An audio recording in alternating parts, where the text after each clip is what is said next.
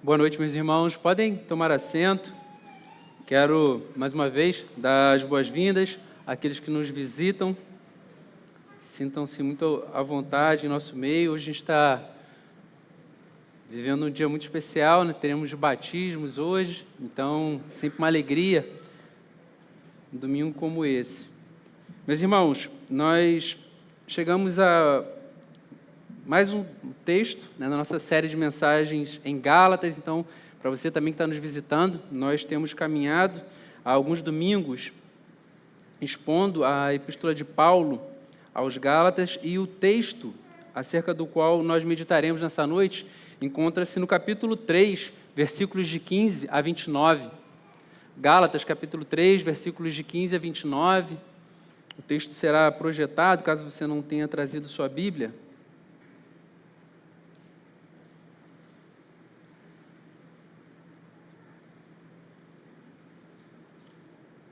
Eu farei a leitura do texto, peço que os irmãos acompanhem.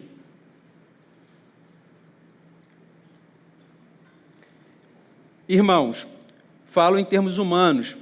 Ainda que uma aliança seja meramente humana, uma vez ratificada, ninguém a revoga ou lhe acrescenta coisa alguma. Ora, as promessas foram feitas a Abraão e ao seu descendente. Não diz e aos descendentes, como falando de muitos, porém, como falando de um só, e ao seu descendente, que é Cristo. Digo isto: uma aliança já anteriormente confirmada por Deus não pode ser revogada pela lei, que veio 430 anos depois, a ponto de anular a promessa. Porque se a herança provém de lei, já não decorre de promessa, mas foi pela promessa que Deus a concedeu gratuitamente a Abraão. Logo, para que é a lei? Ela foi acrescentada por causa das transgressões, até que viesse o descendente, a quem se fez a promessa.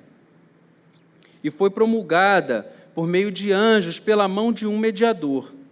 Ora, o mediador não é de um só, mas Deus é um só. Seria então a lei contrária às promessas de Deus?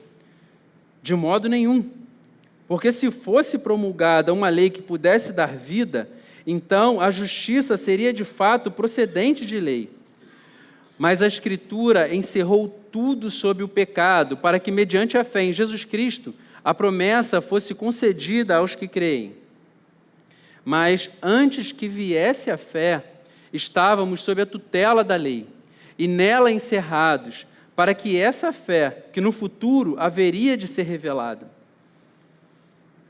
De maneira que a lei se tornou nosso guardião, para nos conduzir a Cristo, a fim de que fôssemos justificados pela fé.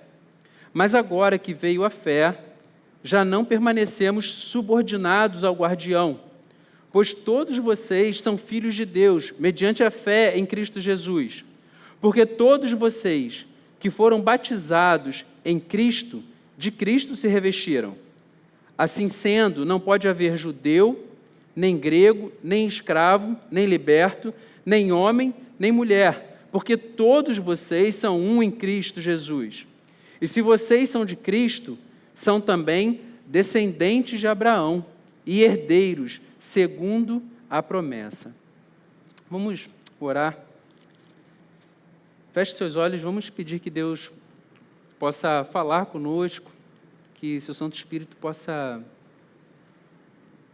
tocar nossas mentes, nossos corações. Deus Santo, nós te louvamos, porque sabemos, Deus, que é um verdadeiro privilégio a gente poder ter um momento como esse, de forma comunitária, Senhor, nos reunirmos para poder adorar o Teu nome, para Te louvar, para Te bendizer. Te agradecemos, Deus, pela Tua palavra, pelas Sagradas Escrituras. E agora, Deus, nós Te suplicamos, Deus, que seja o Senhor mesmo a falar aos nossos corações, Deus, que o Teu Santo Espírito, Deus, possa trazer clareza, que a nossa mente, Deus, esteja apta, pronta, Deus, a receber a Tua palavra. Deus, que o mesmo Espírito, Deus, que inspirou as Sagradas Escrituras, que possa atuar nessa noite. Deus trazendo transcendência, trazendo graça, trazendo, Deus, quebrantamento aos nossos corações, transformando-nos, Deus, à imagem do nosso primogênito. Deus amado, faz assim conosco, em nome de Jesus Cristo. Amém. Amém. Meus irmãos, antes de entrarmos no texto, gostaria de compartilhar uma experiência que talvez possa nos ajudar, a trazer clareza para a reflexão dessa noite. Há algum tempo atrás, eu estava indo para o trabalho, ouvindo na rádio dessas notícias, e o tema em discussão era o trecho de uma determinada rodovia do país que estava sob concessão de uma empresa, e havia uma discussão, se era justo ou não era justo reajustar o valor pago pelo pedágio naquela determinada estrada, e o governo mostrava-se muito intransigente, alegando que não fazia sentido reajustar o valor. Afinal de contas, poucas benfeitorias haviam sido feitas, mas a empresa, por sua parte, mostrava que sim, cabia ajuste, porque tudo isso era previsto. E, num determinado momento de toda essa discussão, foi falado sobre a importância de se manter um ambiente de segurança jurídica. Porque falou assim, bom, se o Estado não cumprir com aquilo que está acordado, então não é possível manter-se um ambiente de segurança jurídica. Isso é ruim para o país. E, daquele momento em diante, a conversa começou a girar em torno disso, sobre segurança jurídica, sobre o quanto isso afastaria investidores externos e até mesmo dentro do nosso país, porque qual empreendedor, qual a empresa gostaria de colocar os seus recursos dentro de um país, dentro de um estado em que as leis podem mudar de uma hora para outra? Imagina você na sua casa, tendo comprado um imóvel, com a escritura do imóvel no qual você mora, e de repente cria uma lei dizendo que você não tem mais a propriedade plena desse imóvel, que foi criado uma nova taxa, um novo imposto, e você precisa chegar lá agora e pagar esse imposto para que você possa realmente ter a posse do seu imóvel. Então, tudo isso, para a gente refletir um pouquinho sobre segurança jurídica. A gente tem alguns advogados aqui, então não vou me aventurar muito para não falar besteira aqui na frente de todo mundo, mas nós percebemos que mesmo homens, pecadores que somos, mesmo sendo inconstantes, mesmo sendo inclinados, por muitas vezes, a não mantermos compromissos que nós mesmos estabelecemos, nós percebemos que existe em nós a necessidade de criar um ambiente de previsibilidade. É necessário que o Estado possa conferir um ambiente em que as pessoas saibam que as leis vigoram de determinada forma, e aquilo não vai mudar, aquilo não vai ser totalmente transtornado num determinado momento para poder favorecer uma pessoa ou outra. Então, o que o apóstolo Paulo, ele começa dizendo nesse texto, é algo bastante parecido. O apóstolo Paulo, ele está pegando carona em algo que é conhecido dos seus destinatários daquela carta, para levá-los a refletir sobre a razoabilidade, que faz sentido tudo aquilo que ele está prestes a dizer. Só que Paulo, ele começa a falar de uma aliança, ele vai falar de uma aliança, que eu também gostaria que nós pudéssemos também trazer à memória de que aliança ele está falando. Afinal de contas, o presbítero André, ele pregou aqui na semana passada, falou também bastante sobre isso, mas talvez nem todos estejam familiarizados com o evento. Então, gostaria só de fazer uma breve recapitulação. Então, em Gênesis capítulo 12, Deus, ele diz para Abraão, sai da tua terra e da tua parentela e vai para a terra que eu te mostrarei. Sai da casa dos teus pais e vai para a terra que eu te mostrarei. Farei de ti uma grande nação, abençoarei os que te abençoarem e amaldiçoarei os que te amaldiçoarem. Então, Abraão sai debaixo dessa promessa.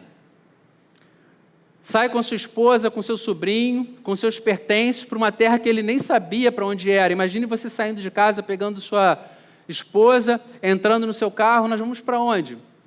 Não sei, Deus ainda vai dizer. E Abraão sai nessa empreitada, obedecendo aquilo que Deus tinha dito, aquilo que Deus tinha falado ao seu coração. Alguns anos se passam, Abraão começa a ficar um tanto quanto abatido, afinal de contas a sua idade já era avançada, ele não tinha filhos, já tinha mais de 70 anos, os anos passando. Ele passa por uma guerra, resgata seu sobrinho, mas apesar dessa vitória, o que está machucando o coração dele é o fato dele não conseguir perceber nenhum indício ainda daquilo que Deus tinha prometido a ele. Então, nesse momento, Deus novamente aparece a Abraão. Abraão está bastante ressentido e dizendo: Senhor, eu saí da minha terra, saí do meio dos meus parentes, e até agora o herdeiro que eu tenho é o filho do meu empregado, o filho do meu escravo. Então, Deus, ele apresenta novas palavras a Abraão. Então, Gênesis capítulo 15, a gente está com o texto, a gente vai projetar aí também, Gênesis capítulo 15, do versículo 5 a 10. Então, disse o Senhor, então o Senhor o levou para fora e disse: olhe para os céus e conte as estrelas, se pode contá-las. E lhe disse: assim será a sua posteridade. Abraão creu no Senhor e isso lhe foi atribuído para a justiça. O Senhor respondeu: traga-me uma novilha, uma cabra e um cordeiro, cada qual de 3 anos, uma rolinha e um pombinho. Abraão trouxe todos esses animais, cortou-os pelo meio e pôs as metades umas diante das outras. As aves, porém, não cortou pelo meio. Aves de rapina desciam sobre os cadáveres, porém Abraão as enxotava. E agora eu vou pular para o versículo 17 do capítulo 15 de Gênesis. Quando o sol se pôs e houve densas trevas, eis que um fogareiro fumegante e uma tocha de fogo passaram entre aqueles pedaços dos animais. Então, por que eu estou trazendo esse texto? Para que nós possamos ter contato com ele nessa noite. Deus fez uma promessa a Abraão, o tempo foi passando, Abraão se entristeceu porque não via indícios de que a promessa seria cumprida, então Deus, ele ratifica a promessa. E tudo leva a crer, alguns comentaristas defendem isso, que o que aconteceu nesse momento em que os animais foram partidos era uma espécie de contrato que estava sendo assinado. Então Deus ordena a Abraão que pegue alguns animais, mate os animais, parta os animais no meio. E segundo o que alguns comentaristas bíblicos defendem, é que ambas as partes que estavam entrando naquele pacto, estavam concordando com aquela aliança, passariam entre os animais partidos, cada um na sua metade. Então, o que significava isso? Era como se nós entrássemos num acordo e, ao passarmos ali, nós estamos dizendo: que seja feito comigo, assim como foi feito com esses animais, caso eu não cumpra com a minha parte na aliança que agora estamos estabelecendo. Só que, quando a gente olha para o texto, a gente percebe que Abraão, ele não passa entre as metades dos animais. Apesar do subtítulo, em algumas Bíblias apresentam assim, o subtítulo diz: Deus entra em aliança com Abraão. O que nos é dito é que o que passa entre as partes dos animais são um fogareiro fumegante e uma tocha de fogo. Então, são 2 elementos que nos remetem a manifestações divinas. Então, isso faz muito sentido, porque a gente passa a refletir sobre aquilo que Paulo disse aos Gálatas, que diz que Deus fez a promessa a Abraão e ao seu descendente. E quando ele fala que ao seu descendente, Paulo deixa claro para os Gálatas que Deus está se referindo a Cristo. E quando Deus faz essa promessa, e ele entra em aliança com Abraão, mas Abraão não passa pelas partes dos animais, Abraão, ele simplesmente olha a promessa, a aliança sendo estabelecida, só que Deus, ele é o promitente e ele é o fiador. Ele é aquele que faz a promessa e é aquele que se responsabiliza pelo cumprimento da promessa. Ou seja, não há como essa promessa não ser cumprida, porque não há ninguém maior do que o próprio Senhor para garantir o cumprimento dessa promessa. Então, Abraão, ele recebeu essa promessa. Ele foi o canal através do qual essa promessa havia sido entregue, onde essa aliança foi estabelecida. Só que ele foi o canal até que essa aliança pudesse alcançar Cristo na história, Cristo encarnado na história. Quando nós olhamos para isso, olhamos para essa narrativa e lembramos, né, do que Paulo está falando aqui quando ele começa a se dirigir aos Gálatas, nós precisamos entender de que tipo de aliança, de que tipo de pacto nós estamos falando.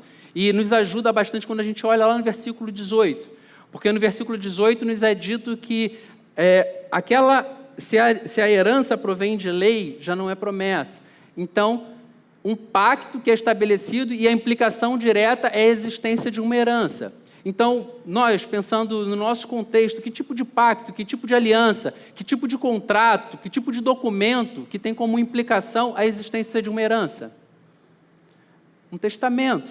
Dentro da nossa realidade, o que se aproxima mais disso é um testamento. Então, Paulo está dizendo que havia uma aliança, um compromisso que foi assumido, que entregaria um bem para um descendente futuro. Então, essa é a promessa.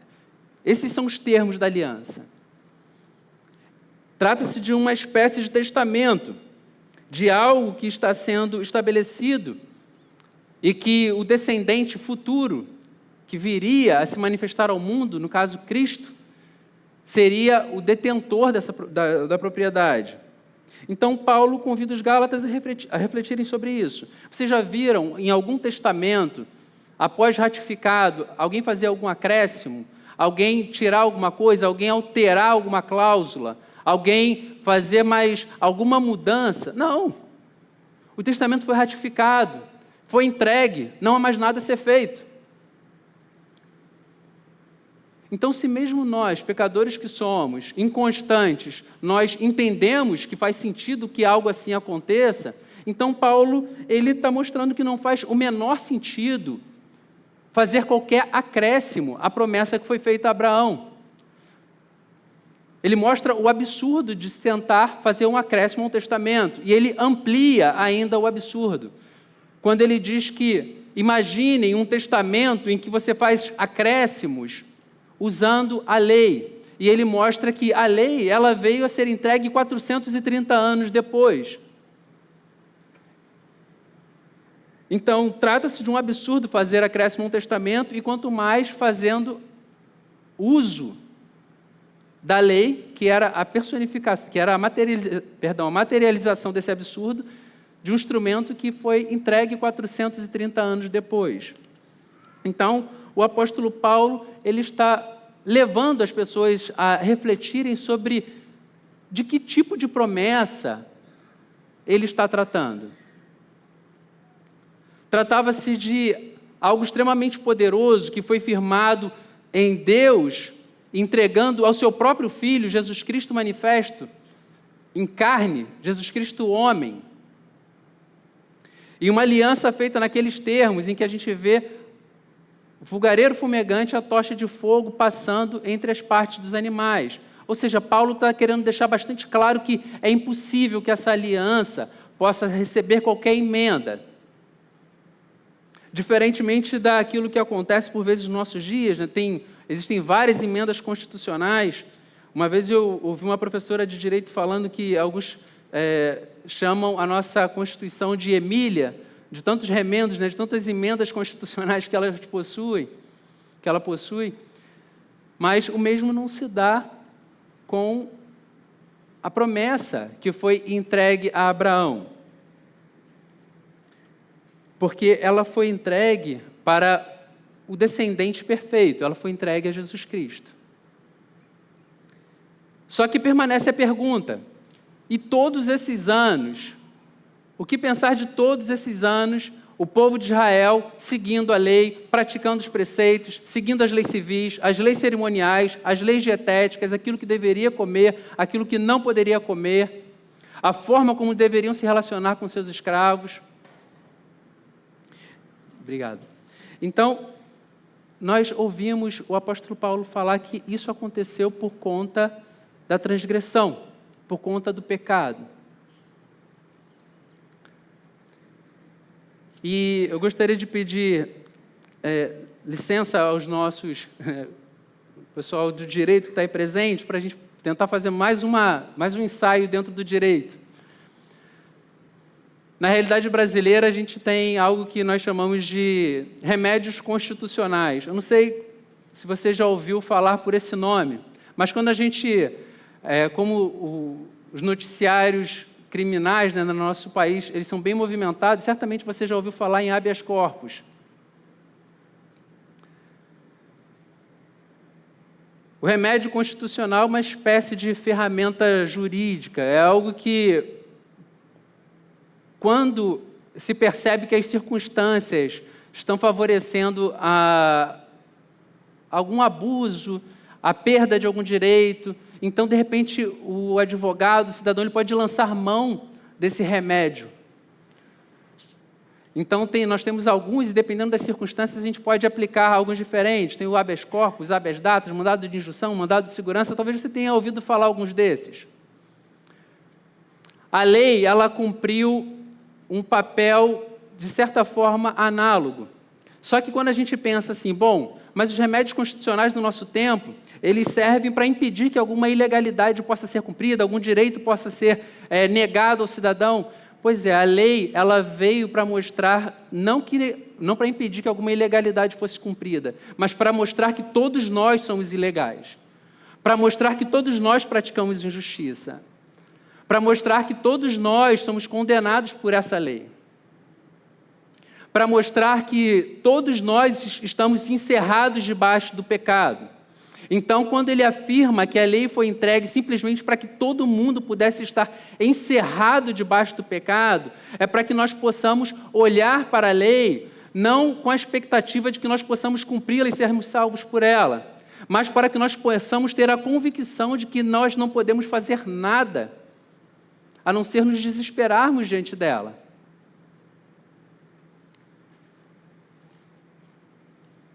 Mas nós não agimos assim com a lei.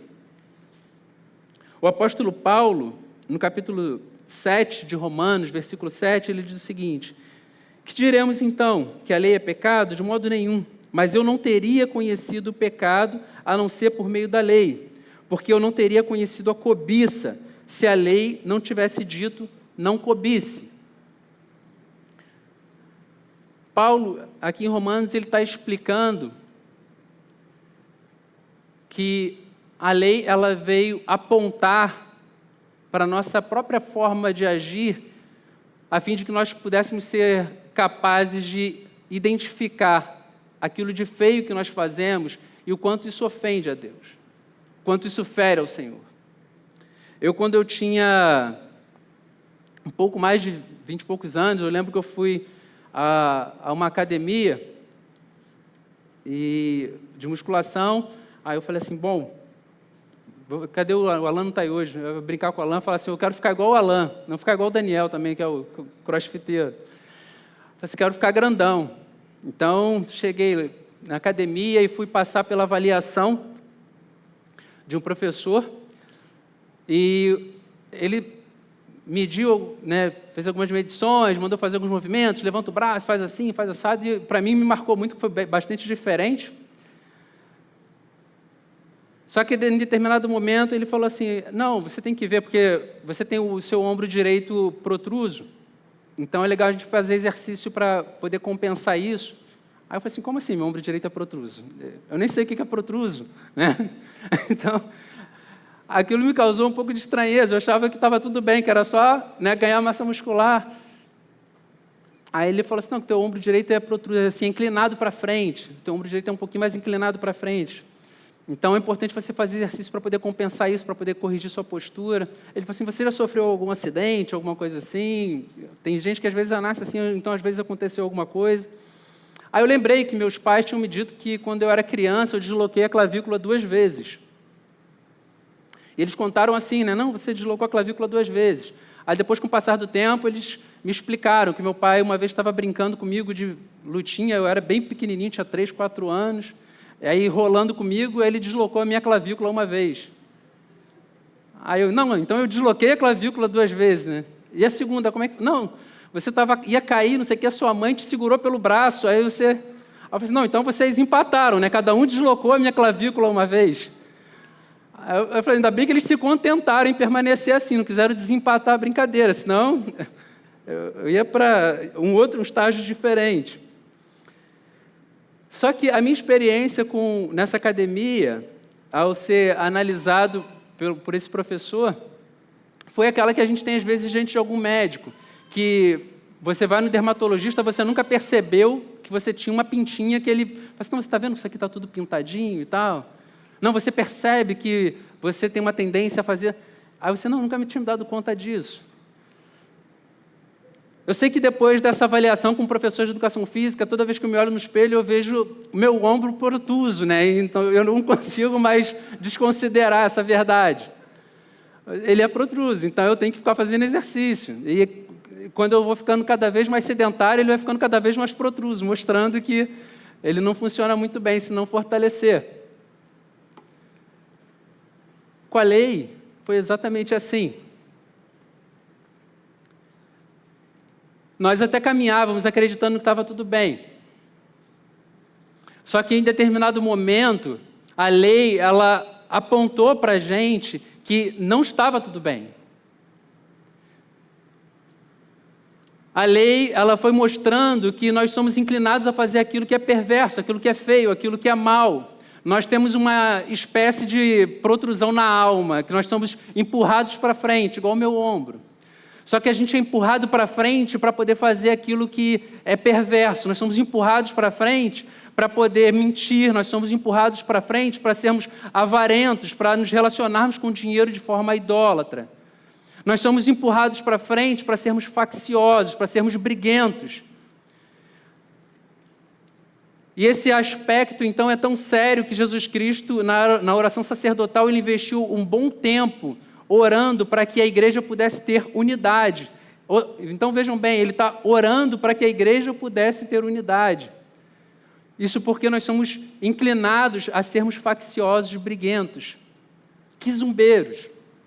Nós somos inclinados a isso.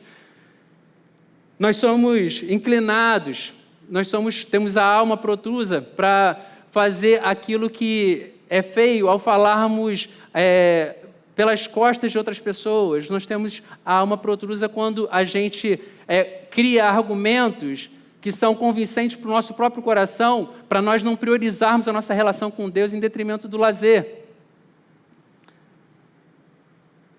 Nós temos a alma protrusa para fazer várias coisas, inclinadas para frente para fazer várias coisas.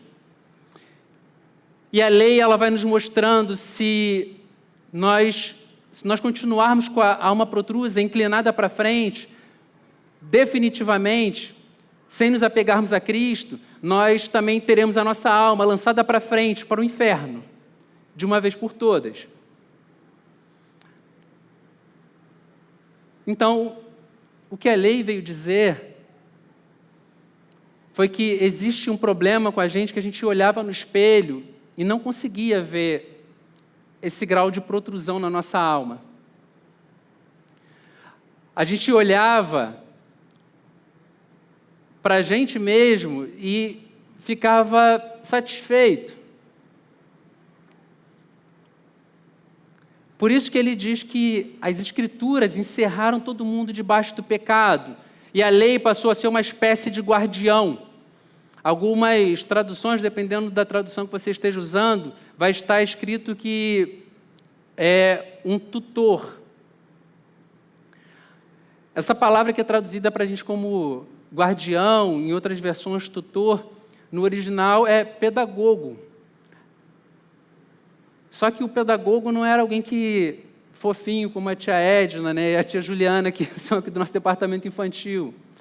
O pedagogo, ele era um escravo que ficava encarregado por acompanhar os meninos na sua infância e durante seu crescimento, para se certificar que eles pudessem se dedicar à sua instrução e que eles não cometessem nenhum deslize moral, ético. E, por vezes, o pedagogo, ele fazia com que esses meninos que estavam subordinados aos seus cuidados também fossem submetidos a correções até mesmo físicas. Então, imaginem o que era para um menino, naqueles dias, olhar para o seu pedagogo. Será que ele olhava assim? Não ia falar, igual fala para a tia Edna, para a tia Juliana, não olhava com o mesmo ar de afeto. Só que o apóstolo Paulo está dizendo que a lei ela foi cumprindo esse papel sobre o povo. Tratava-se de uma pessoa, ao se dar conta que transgrediu a lei, ele olhar para as Escrituras e perceber que ele deveria pegar um animal e levar lá para sacrificá-lo, porque afinal de contas ele fez aquilo que era perverso.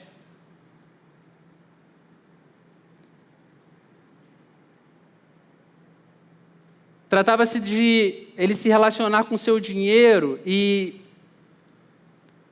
enganar nas suas negociações no mercado, e por mais que ele se desse bem em cima dos seus clientes, usasse a balança enganosa, a balança fraudulenta, que tantas vezes é condenada, principalmente no Antigo Testamento, ainda que ele se desse bem em cima dos seus clientes, no seu coração ele sabia que ele tinha feito isso não só diante dos seus clientes, mas tinha feito diante de Deus. Ele sabia que, ao não fazer a sua declaração do imposto de renda de forma correta, ele sabia que ele poderia até enganar a Receita Federal, mas ele não estava enganando a Deus. Ele sabia que quando ele respondesse para alguém que não tinha tempo para ajudar, não tinha tempo para poder levar junto ao médico, não tinha tempo para poder conversar, não tinha tempo para poder ouvir, porque ele tinha que terminar de assistir a sua série preferida, ele sabia que ele poderia até enganar a pessoa a qual ele está se dirigindo, mas ele não está enganando a Deus. Então eles vão se dando conta que a mentira, o adultério, o roubo, o homicídio, eles sabiam que aquilo ali não estava mais oculto aos olhos de Deus. Afinal de contas, a lei disse que era assim, que aquilo era feio, que aquilo era perverso. Principalmente após o Sermão do Monte, em que Jesus Cristo ele dá o tom correto para a lei e que torna a lei muito mais difícil de ser cumprida do que as pessoas imaginavam. Que quando o nosso coração se enche de ódio, quando a gente toma aquela fechada no trânsito, e você tem vontade de ir atrás e jogar o carro, você fala assim, eu queria ter aqueles carros que têm a roda de 3 metros para poder passar pelo abençoado. Mas não é passar do lado, é passar sobre ele, né? Então, esse sentimento que vem ao nosso coração, a lei diz que isso é homicídio. Nós só não o tornamos um fato por conta dos freios sociais, morais, legais, mas no nosso coração, com toda a nossa intensidade, nós teríamos feito isso se pudéssemos. Então, todas as vezes que o nosso coração é açoitado pela lei, e mesmo aqueles que não conheciam a lei, o apóstolo Paulo comenta sobre eles também no capítulo 2 de Romanos, que tem a norma da lei gravada em seu coração, que conhecem o certo e o errado, Todas as vezes que o nosso coração é açoitado pela lei, a gente lembra do nosso pedagogo. Então, esse foi o remédio constitucional que Deus usou para que todo mundo entendesse que nós estávamos debaixo de uma condenação de verdade. Tem um texto bastante conhecido, na verdade, ele é parte de um sermão bastante conhecido, chamado Pecadores na Mão de um Deus Irado, do pastor Jonathan Edwards. Trata-se de uma pregação que foi proferida no século XVIII. Eu gostaria de ler parte só desse texto, dessa pregação para os irmãos.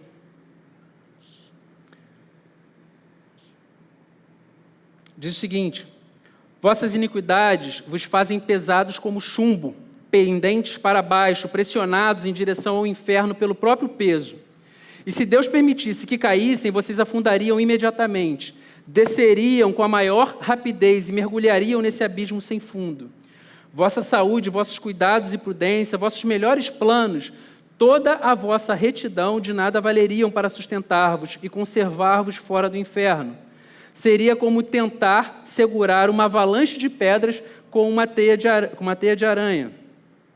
Se não fosse a misericórdia de Deus, a terra não suportaria vocês por um só minuto, pois são uma carga para ela. A natureza geme por causa de vocês.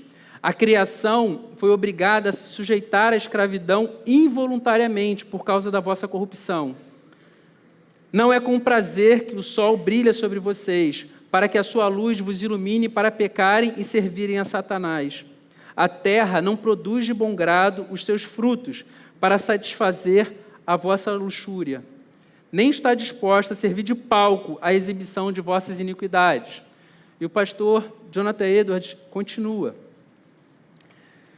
Eu não vou me estender nesse texto, mas conta-se que quando o pastor Jonathan Edwards pregou esse sermão, algumas pessoas se agarravam às pilastras do templo, com medo de serem tragadas pelo chão. Eu creio que,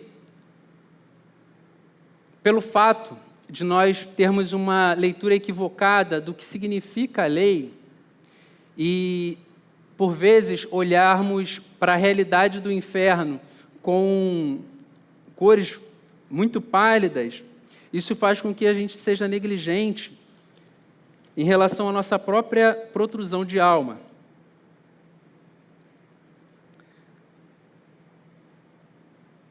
Como eu falei, quando a gente olha para tudo que o apóstolo Paulo menciona, para todas as figuras que ele usa, e a figura do pedagogo, desse escravo que ia caminhando ao lado dos meninos, pronta para poder corrigi-los quando eles cometessem algum erro, se nós pensarmos a nossa própria vida, o nosso próprio coração, como sendo aquele que deveria cumprir essa lei e não cumpriu, nós imaginaríamos quantas vezes nós teríamos recebido as correções desse pedagogo. Só que o apóstolo Paulo diz que chegou um momento diferente na história.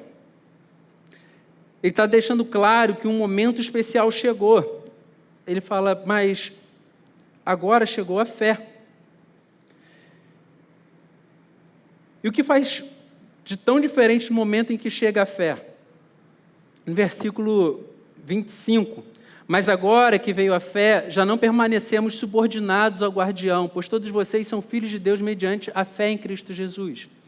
Imagine-se vivendo sob a tirania desse pedagogo e, de repente, o descendente se manifesta, o descendente dá vida à promessa. O descendente ele se apropria a promessa e se identifica como aquele a quem ela era destinada. É isso que Jesus Cristo faz. Ele se levanta e apresenta-se como sendo o Messias enviado, como sendo o Salvador, como sendo aquele que Isaías havia profetizado, aquele que tinha o governo sobre os seus ombros, como nós cantamos, Pai da eternidade, Príncipe da paz. Posteriormente, a gente viu se cumprir As pessoas viram cumprir em Jesus Cristo aquilo que estava em Isaías 53. Ele foi moído pelas nossas transgressões, o castigo que nos dá a paz estava sobre ele. Então, quando nós olhamos para tudo isso, imagine se você é um judeu se sentindo açoitado pela lei. Paulo diz que quando as pessoas olham para Cristo, elas correm para Jesus Cristo porque elas não querem o pedagogo. Elas não querem aquele que está o tempo todo esperando para poder dar uma chicotada nela, porque elas sabem que elas nunca vão acertar o tempo inteiro. A chicotada vai ser se, mas vai ser quando. Ela vai chegar. E vai chegar um momento em que esse açoite ele se estenderá por toda a eternidade. Então é isso que o apóstolo Paulo está deixando claro. E ele diz que chegou um momento especial, chegou o momento da fé. Chegou um momento em que a promessa ela começa a ganhar robustez, porque o verdadeiro detentor da promessa ele se apresenta ao mundo. Então, se por um lado a manifestação desse descendente fez com que a promessa alcançasse seu destinatário, por outro, para nós, para toda a igreja, essa promessa, uma vez ganhando vida, ganhando corpo, ganhando carne no descendente, ela foi alcançando e tornando-nos também descendentes. É isso que o apóstolo Paulo está dizendo.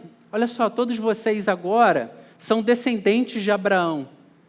Então, isso causa um pouco de confusão, porque ele fala assim, bom, a Bíblia não fala, as Escrituras não falam de descendentes, mas fala de um descendente, fala de Jesus Cristo.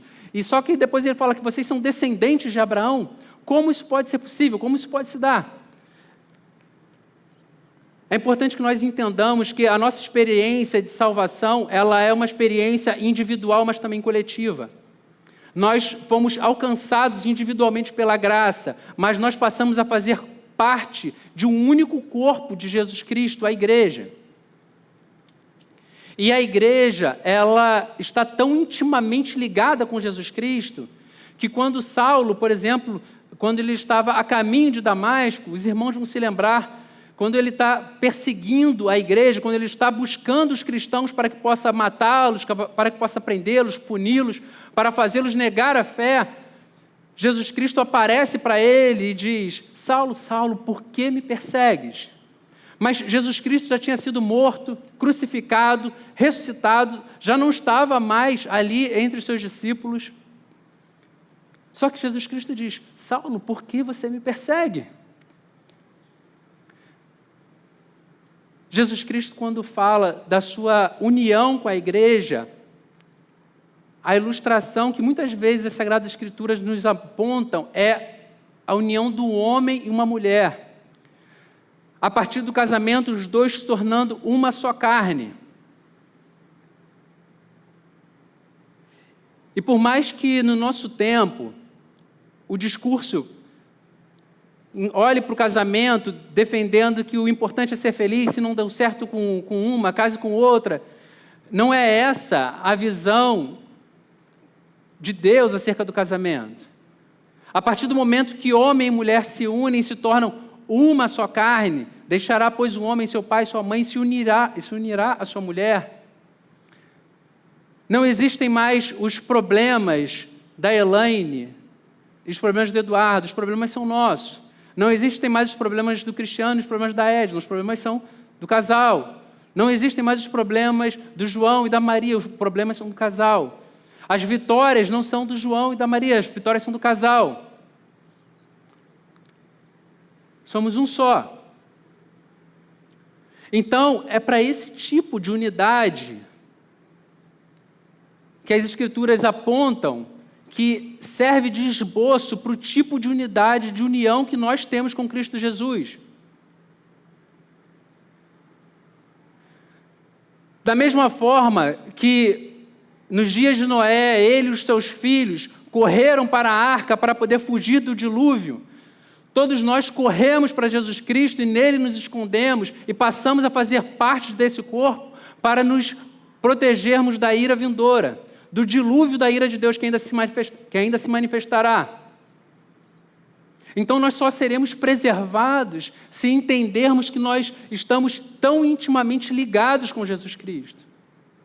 Então, isso é maravilhoso porque quando nós entendemos que não existe a possibilidade de nós sermos, quando a gente fala sobre ser revestidos por Cristo, na nossa mentalidade, nós gostamos de espaços Van Gogh, personalité, planos customizados. Nós pensamos em sermos revestidos por Cristo a partir de um modelito personalizado para mim. Eu quero ser revestido por Cristo na minha casa, do meu jeito. Eu quero ser revestido por Cristo fazendo aquilo que eu acho bacana fazer. Eu quero ser revestido por Cristo, mas sem que eu tenha que ter contato com tanta gente. Tem pessoas que chegam perto de mim que têm um sorriso solar, que eu não tenho nem vontade de sair de perto. É muito legal estar perto dessas pessoas. Mas o que as Sagradas Escrituras estão dizendo é que nós passamos a ser parte de um corpo que está tão intimamente ligado que nós passamos a ser um só corpo. Não são vários quartinhos em que cada um é Jesus Cristo no seu compartimento separado. Nós somos um só corpo. Por isso faz sentido nós celebrarmos a ceia comunitariamente, todo mundo junto, partindo o pão. Por isso faz sentido nós nos reunirmos e não somente participarmos do culto em casa, a partir da nossa internet, glorificando a Deus sentado no nosso sofá. Mas faz sentido nós estarmos aqui como igreja juntos. Um só corpo.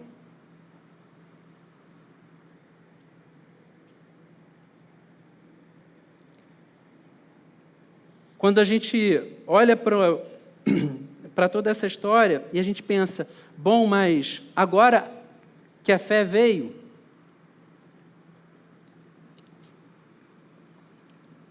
é isso que o apóstolo Paulo está chamando a atenção para esse tempo especial em que a fé veio,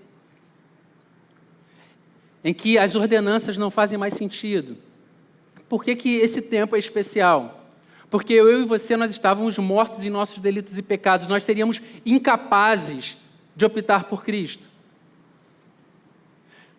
Você estava conduzindo a sua vida de uma determinada maneira e, de repente, realidades para as quais você jamais havia atentado, preocupações que você jamais havia tido, assuntos que jamais haviam povoado a sua mente, num determinado momento, passam a fazer todo sentido. Mas agora que a fé veio, você conduzindo a sua vida, se preocupando, priorizando coisas totalmente alheias às Sagradas Escrituras, a Cristo, salvação e inferno. Mas agora a fé veio. Você planejava a sua vida procurando aquilo que traria mais satisfação, mais alegria para você, para sua família. Mas agora a fé veio. As suas escolhas não são mais pautadas somente por aquilo que você acha que vai ser mais bacana. Mas agora que a fé veio, fez com que homens e mulheres dedicassem a sua vida a indo pregar o Evangelho em lugares que o Evangelho não era desejado. Mas agora que a fé veio, alguns homens e mulheres tiveram suas vidas ceifadas para que esse mesmo Evangelho pudesse continuar sendo anunciado a outras pessoas. Mas agora que a fé veio, alguns missionários viram os seus filhos serem mortos diante dos seus próprios olhos, para que o Evangelho continuasse sendo pregado. Mas agora que a fé veio, nós vemos pessoas que antes relacionavam-se com o dinheiro como um ídolo de forma avarenta, investindo recursos para que outras pessoas possam conhecer a Jesus Cristo. Por que o apóstolo Paulo está dizendo tudo isso? Porque nós somos muito hábeis em construir narrativas que nos desqualifiquem ou qualifiquem para o céu. Se você se achar muito correto, você vai dizer que Jesus Cristo pode até ter vindo para os outros, mas se tivesse mais uma meia dúzia igual a você, o problema estava resolvido. O apóstolo Paulo fala que essas pessoas têm que olhar mais atentamente para a lei, têm que ler todo o texto de pecadores na mão de um Deus irado. Mas talvez, se você estiver sendo açoitado pela sua própria consciência, dizendo que você não é digno, o apóstolo Paulo diz, bom, as coisas velhas passaram e que tudo se fez novo. Aí talvez você diga, não, mas você não sabe o tamanho dos meus pecados. Aí João diz, bom, ele é fiel e justo para nos perdoar dos pecados e nos purificar de toda injustiça. Porque agora que a fé veio, o descendente se apropriou da herança que lhe havia sido proposta, ele a estendeu a todos aqueles que estão intimamente ligados a ele com fé. E todos nós que assim o fizemos, passamos a nos revestir de Cristo. E todos nós agora estamos dentro dessa imensa arca que é Jesus. E porque nós estamos dentro dessa imensa arca que é Jesus, apesar de sermos muitos descendentes, nós somos vistos a partir da ótica de sermos um único descendente, o único justo, que nos comprou por preço, que derramou o sangue em nosso favor. Agora que a fé veio,